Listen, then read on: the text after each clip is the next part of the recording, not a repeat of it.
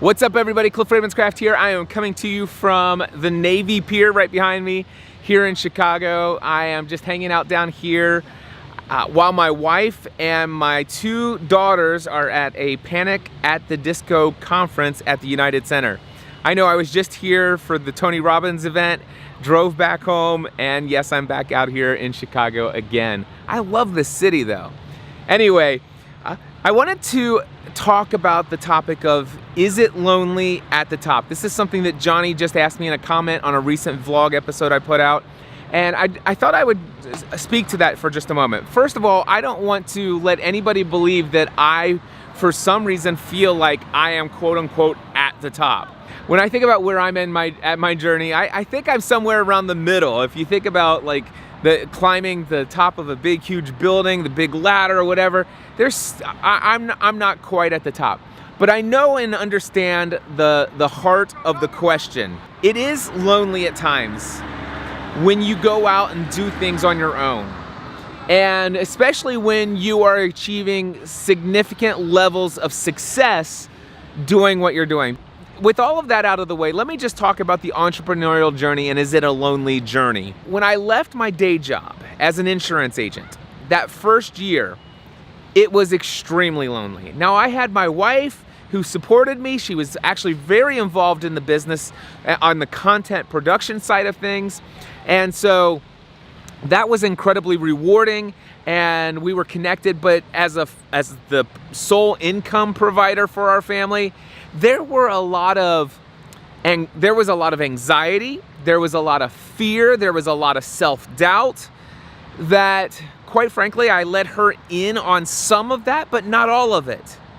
And so when I held on to those fears and some of that anxiety and all that other stuff, I will tell you that I felt quite lonely. Now, I did also make sure to surround myself with a group of men that I considered to be what was called my business advisors at the time. These were just random people that I selected who had achieved success in various areas of my life. For example, when it comes to faith and fatherhood, my friend Chad Cadell, who happened to be my pastor of the local congregational gathering, some people call those churches. Chad was my pastor and he was a close friend of mine and I loved his heart as a father, and so he was one of my business advisors. I had a friend of mine that we used to do Bible study, and my wife and I did, and he was a member of our Bible study group, and Phil McClellan, he actually was the CEO of a business, and I'm like, man, you've got some success I want to lean in on. And I had some other men in my life, and I invited them to be my business advisors. And they said, Cliff, you can call me anytime, day or night. And I reached out to them from time to time, and it was nice to have them. But quite frankly, most of the time it was a lonely journey. It was a lonely journey. But this was way before I ever learned about mastermind groups.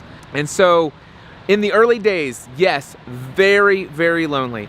And then and back in the day, by the way, that first year or year and a half in business, I wasn't financially succeeding. I was struggling all the time. And one of the things I struggled with was this mindset of scarcity. I did not have a mindset of abundance back then. I had a mindset of scarcity with a lot of hope and a lot of faith that this was what I was called to do, but I had financially a mindset of scarcity. And as a result of that, everybody seemed to be on my side. There wasn't anybody who said, there was one or two people said, Cliff, go get your day job back. But for the most part, everybody was rooting for Cliff, all right, which felt really good. But at the same time, it was like I was getting encouragement from a lot of people who had really no clue what it was that I was going through. They were just saying, Cliff, it's all right, it's gonna be fine. I'm like, yeah, but how do you know? And it would have been nice to hear that from people who have been on this road.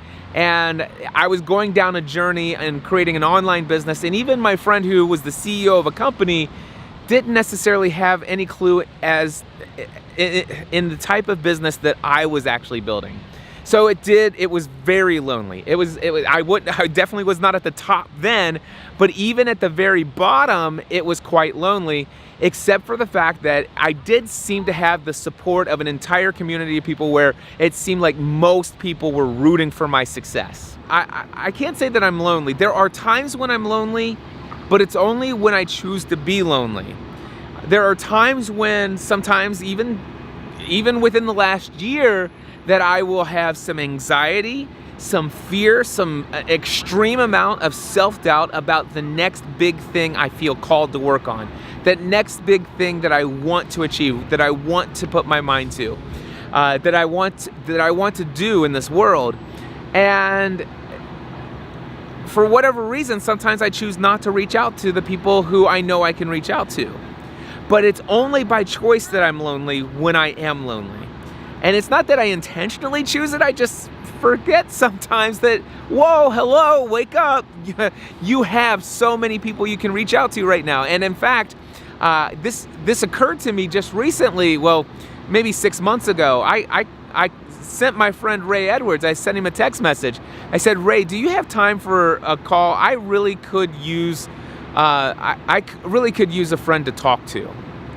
And I shared with him, and I said, on that call, I said, listen, I don't want to be that needy friend. I don't want to be that needy guy. But quite frankly, I feel alone in my business right now. I feel alone. I feel like nobody gets what I'm going through. The kind of decisions that I'm making, when it comes to shutting down something that's $240,000 of income, and I want to pursue something completely different and stuff like that. Those are decisions most people look at and say, dude, get a life. Seriously, you're coming to me for that advice? I mean, seriously, do you know? And so there are people who just don't get that kind of thing. That it's like, who can I talk to? Ray, I believe you would be somebody I could talk to. And Ray's like, dude, I so need somebody to talk to as well. I don't think Ray would mind me telling you that he said that. And I said, Ray, can we make a commitment to talk to each other on a weekly basis? And he says yes. And I'm like, sweet. And I will tell you that, have we talked at least, and we intentionally said, listen, we don't want to schedule this. I don't want to put it down on the calendar where we're going to meet at a certain day at a certain time each week. We didn't want it to be that rigid. And quite frankly, we have not met every single week, but we do touch base. And if we send a text message to one another that says, hey, do you have time for a chat? We are both committed to being there as quickly as possible for each other. And depending on how important that is, it's like, listen, I'll drop anything. I would drop anything for Ray Edwards and take his call. And I know he would do the same for me. Now, shortly after that, I had that call with Ray Edwards, I had the same exact conversation with my friend Mark Mason, who both of these guys are in my mastermind group. Now, the thing is I have a mastermind group, right? And we talk every week in our mastermind group, but I'm talking about just one-on-one conversations about the deepest recesses of the soul conversations. And I'm happy to say that Mark also said, yes, Cliff, let's do this on a weekly basis. Again, not scheduled, and again, it doesn't happen every week, but there's that relationship there. So I will tell you that today, is it lonely at the top? It's only lonely if I choose to let it be lonely. It never has to be lonely. And ever since I made this arrangement with Ray Edwards and Mark Mason in my life, I've never been lonely. I've not once been lonely. So the lonely days, I think, are behind me. I have my wife, who is still my greatest supporter, my greatest encourager in my life, in my business, in every area of everything. And we have an incredible relationship where we are able to talk about anything and everything. And not to mention the fact that I do have a weekly support group of the Green Room Mastermind, and I've had that since October 2010.